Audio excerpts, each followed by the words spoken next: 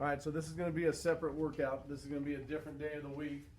This is about throwing and hitting, so we want to do our A's, T's, and Y's. So he's doing his A's right now, trying to squeeze with his scaps back here, making the letter A with his arms.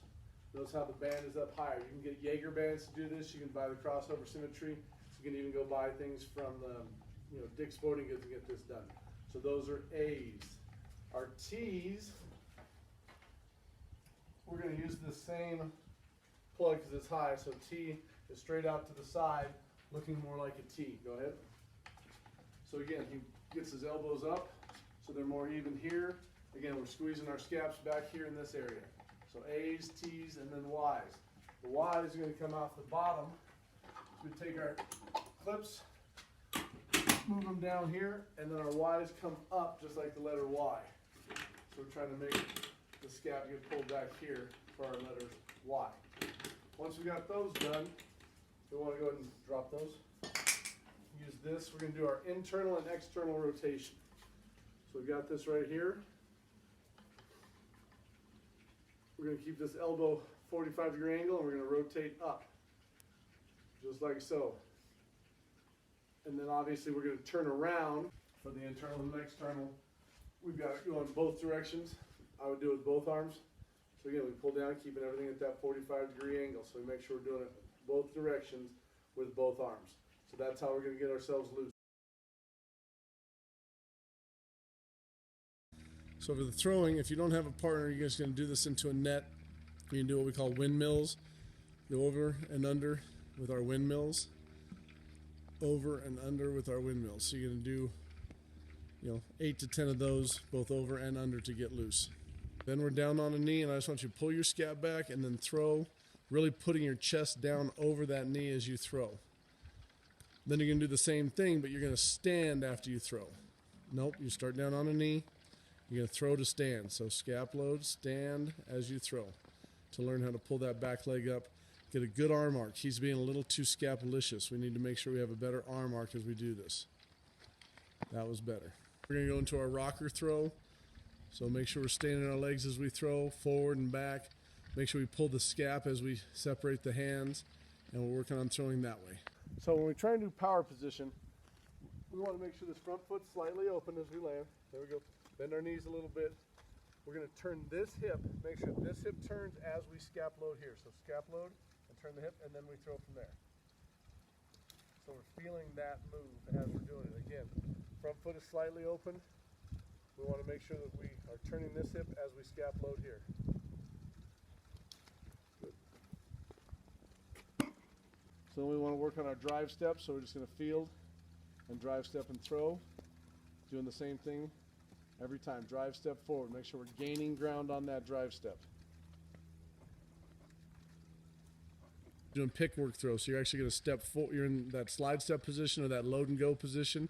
So as a pitcher, weight's just on that backside. You're going to step slightly forward, and then you're going to turn and move the feet real fast to pick to first. He's going to do another one from this side so you can see his feet. Watch his back foot slightly forward as he steps. And then he steps and throws, making sure that ball goes to his ear as he throws. One more time to the ear. Make sure we throw like that. Good. And then our last one is going to be another pick throw, like we're picking to second. So we go up and over, set our feet, and just throw a dart into the screen.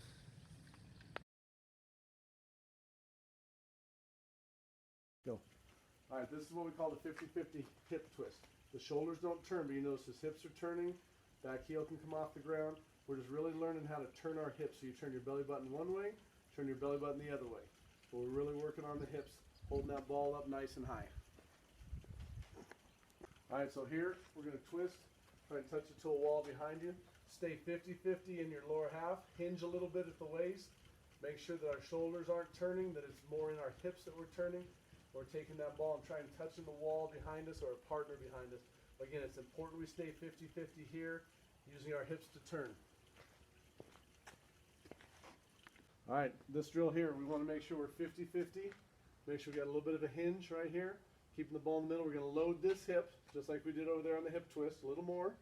Then put the ball on that hip. Now you're going to unload this hip and throw the ball. But we stay in our legs. Important to stay in our legs.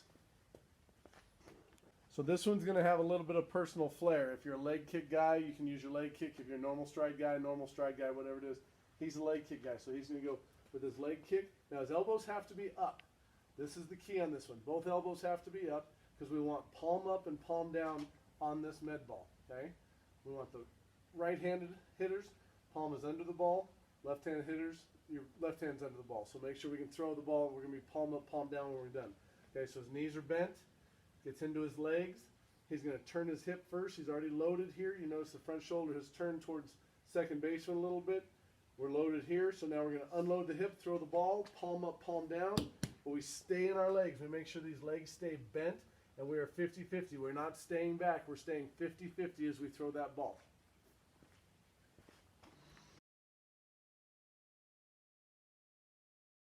This is a hand path drill, so we're going to get 50-50 in our legs. Front foot is slightly open. We're going to pull our lead elbow to even with our front knee. Notice how his elbow and his knee are even with each other, and then he takes his hand forward to the ball. Now this is pretty tough on him, but we're going to make sure he does again. Elbow forward, then the hand works forward. This is a hand path drill. Instead of our hand path drill, we're already in our 50-50. Bend our front knee, front foot slightly open, turn our back hip, and now we want to bring our back elbow to connection, and now we take our hand forward after we get connected. We want to make sure that that elbow does not slide underneath our belly. We want to stop it on our rib cage and then take the hands forward from there. Those are our hand path drills. All right, so we want to do a two-hand load from here. So we're in our 50-50. We want to hinge a little bit at the waist. 50-50, foot slightly open, and we're just going to pull that scap with two hands. Go ahead and pull it. This front shoulder will turn slightly towards the second baseman. Perfect place is between the second base bag and the second base man. So we're going to work on that scap load. 5 of those. 10 of those would be a perfect thing to do.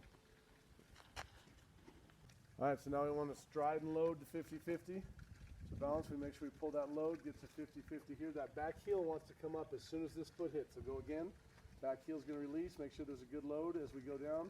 Back heel releases. Good. Do it one more time. Make sure that back heel releases. And now turn this back hip so we can start to feel what it's like to make sure that we've loaded and we're turning the back hip, making sure everything's working in that function. So you got those two sets there. All right, so now we take the stick parallel to the ground. We're going to do that same drill we just did, stride and load. Make sure we get to 50-50. Front foot should slightly open over here, making sure that's happening. We got slight tilt here. We've turned towards the second base. We're going to turn our lower half. Make sure we turn our back hip more. Now take this shoulder and this shoulder only to the ball. Making sure that we understand that we're stopping our front side when we get to this point so this side doesn't open up any more than it is right there. All right, so now we're going to hold the stick like a bat. We want to make sure we have this angle here. This stick's already pointing back at the catcher's feet. We're going to go ahead and stride and load. Make sure we land in that 50-50 position. We're hinged slightly at the waist. Backside is going to turn. We're holding everything here. We're looking for this angle here. We'd love to see this angle be right about there. So it's slightly behind the head. We got part of it pointing at the catcher, part of it pointed back at the pitcher. This back elbow has to load. You guys have got to start to create strength and power by loading this back elbow. So we want to get to this position right here. So now, as we get to here, we are going to turn the back hip. So we turn the back hip, good. Now we're going to take this elbow forward to our knee. We want to make sure that that elbow and that knee are about the same. And you notice how that barrel turned when we did that. So now we've got the knob pointing at the pitcher, the barrel pointing at the catcher, and now this back elbow is connected here. We take this hand, we're going to turn it to extension out in front to drive that baseball. All right, so go again, stride and load, back heel release. Now turn the back hip. Make sure we take this elbow forward, barrel turns. Now take that hand to the baseball. Make sure we're working on those mechanics there. You can break that into 2 parts or it can be 1. All right, now we're to some actual hitting. So you're going to get to your launch position, so you're down on the ground, your back heel should be released.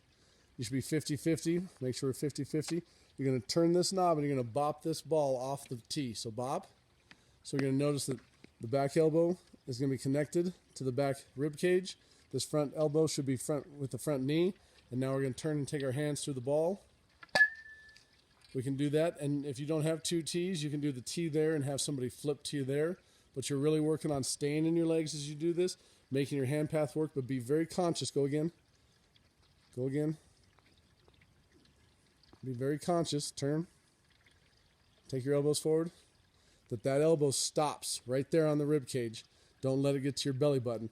This elbow's forward like that, so we can take our hands to the ball at that point. This one's called load and hit. So we're going to get in that 50-50 position, front foot slightly open, back heel's released. All we're going to do is we're going to pull the load real good, then we're going to turn the back hip a little bit, and then we're going to release our hands, making sure it all goes at one time. So we're going to put another ball on the tee here, and it'll be a much faster move this time. So it's just going to be load and hit. Just feel the hip go first. So we load and hit. We call this the Bellinger drill. So it's an aggressive move to the ball. So we're just going to, there's no pickup of the foot. It just goes straight forward. But as we do it, we want to make sure we pull that load. Don't hit. Just show me the aggressive move and the load. So we might want to get to that 50-50 when we land. We've pulled that load. Go ahead and swing this time. So same thing, aggressive. When we're done, we want to always concentrate on stopping the front side. So go ahead and hit this one again, and then hold the position for me. Go ahead.